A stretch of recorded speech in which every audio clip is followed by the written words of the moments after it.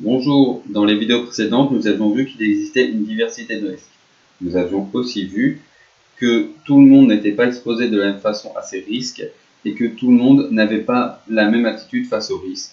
Certains individus peuvent être attirés par le risque alors que d'autres vont chercher au contraire à l'éviter.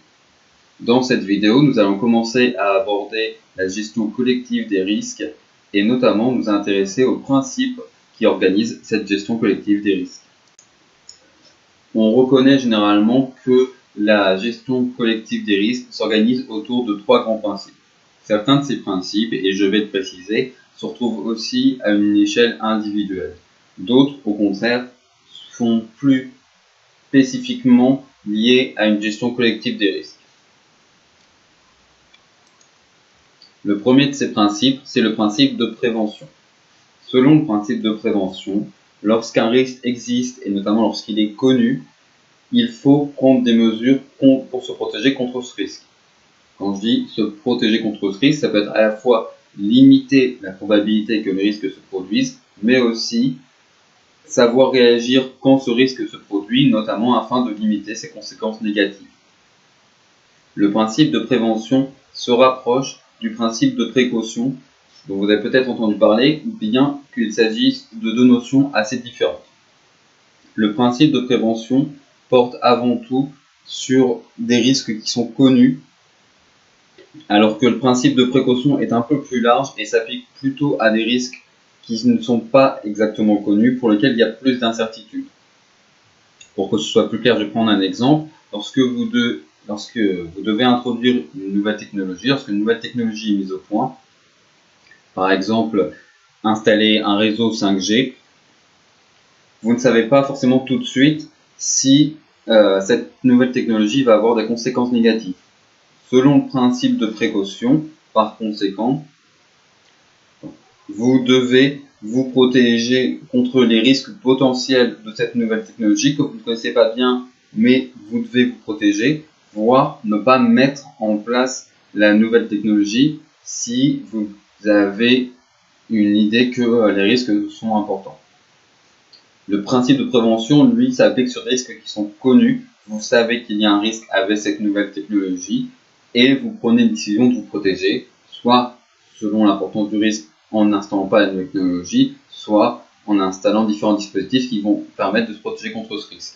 Mais donc là, dans le principe de prévention, on connaît le risque. On sait que cette nouvelle technologie présente un risque plus ou moins important, mais un risque, alors que dans le principe de précaution, on a l'intuition que cette nouvelle technologie peut présenter un risque, mais on n'a pas d'informations sûres et fiables.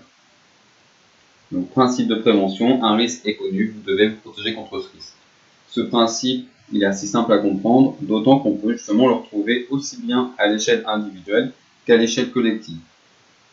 D'ailleurs, une gestion collective des risques en suivant ce principe de prévention peut passer par des incitations ou des contraintes sur les comportements individuels, lorsque ces comportements individuels peuvent avoir des conséquences collectives.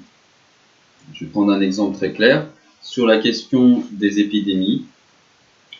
Prendre des mesures pour se protéger contre ces épidémies, que ce soit le vaccin, mais aussi, comme on a pu le voir avec l'épidémie du coronavirus, des mesures barrières, le port du masque, l'utilisation du gel hydroalcoolique, etc. Prendre ces mesures permet à la fois de vous protéger contre cette maladie et de limiter le risque d'attraper cette maladie, mais cela vous permet aussi, au niveau de l'ensemble de la société, de limiter la diffusion de la maladie. Donc, c'est quelque chose d'important à comprendre, puisque dans ce genre de configuration, vous pourriez vous dire, si vous considériez uniquement votre situation, peut-être que je peux avoir cette maladie, mais le risque que je développe une forme grave, voire que j'en meure, est limité, donc ce n'est pas très grave, je peux prendre des risques. Si vous avez une vision un peu plus large, il faut vous rendre compte alors que vous pouvez attraper la maladie et voire même ne développer aucun symptôme, mais en attrapant cette maladie, vous risquez de la diffuser, de la donner à des personnes qui, elles, seront beaucoup plus vulnérables. Donc il a une responsabilité individuelle pour des conséquences collectives. Et cela marche aussi dans d'autres exemples, par exemple pour l'alcool au volant. Lorsque vous conduisez sous l'usage d'alcool ou de drogue, de substances qui altèrent votre jugement et votre capacité à réagir, non seulement vous prenez un risque pour vous-même d'avoir un accident, mais vous risquez aussi de provoquer un accident pour quelqu'un qui serait innocent. Donc, par conséquent, il appartient à la collectivité de soit contraindre en interdisant certains comportements, soit d'inciter, par exemple, avec des campagnes de sensibilisation, des individus à avoir des comportements responsables de prévention des risques. La prévention des risques peut cependant aussi se faire à une échelle collective, par exemple dans le cas d'accidents du travail, d'accidents industriels.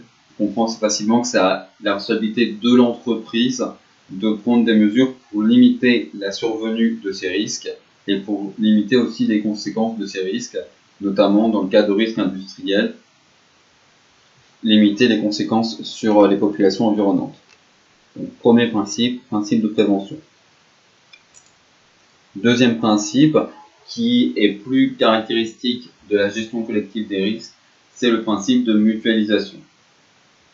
Dans cette perspective, différentes personnes qui sont exposées à un risque savent donc qu'elles risquent toutes de voir ce risque arriver, mais il est aussi très probable qu'elles ne seront pas confrontées à ce risque en même temps.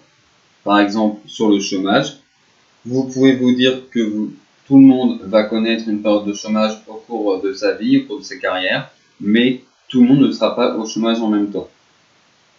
Dans ce cas-là, vous pouvez mettre en commun des ressources et lorsque une personne en a besoin, elle peut en quelque sorte piocher dans ce pot commun.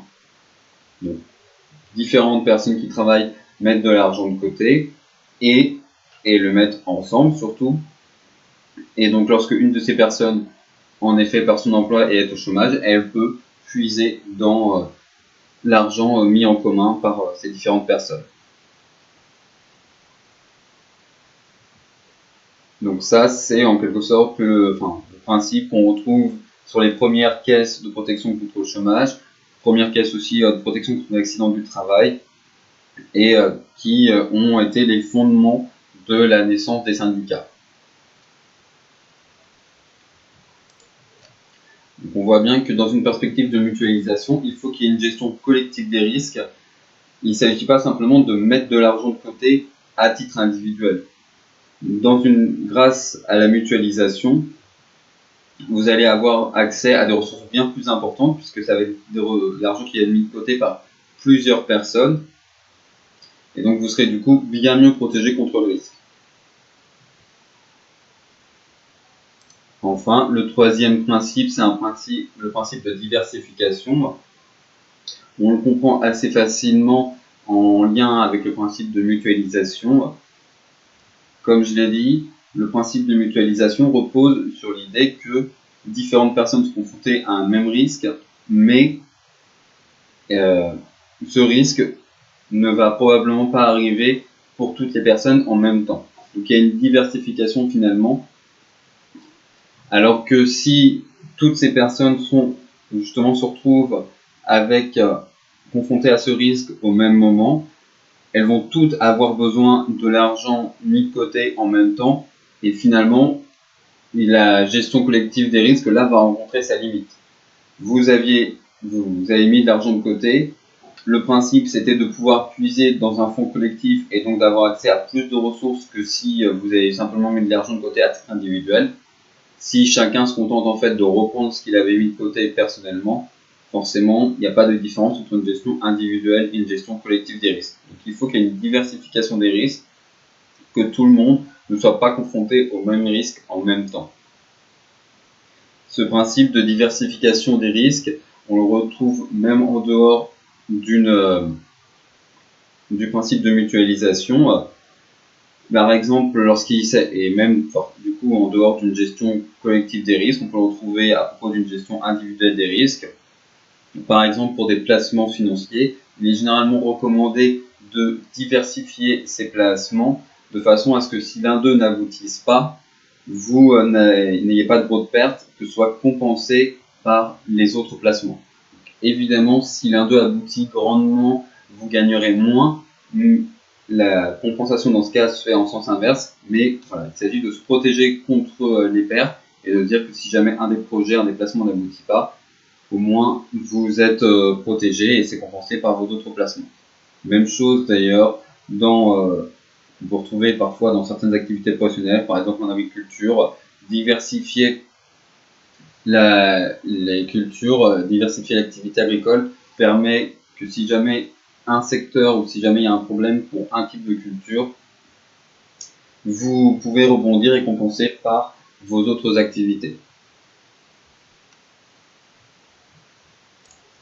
Dans cette perspective, le principe de diversification s'oppose clairement à un principe de spécialisation qui exige que vous vous concentrez sur une seule activité afin justement d'être le plus productif possible dans cette activité et de gagner le plus possible.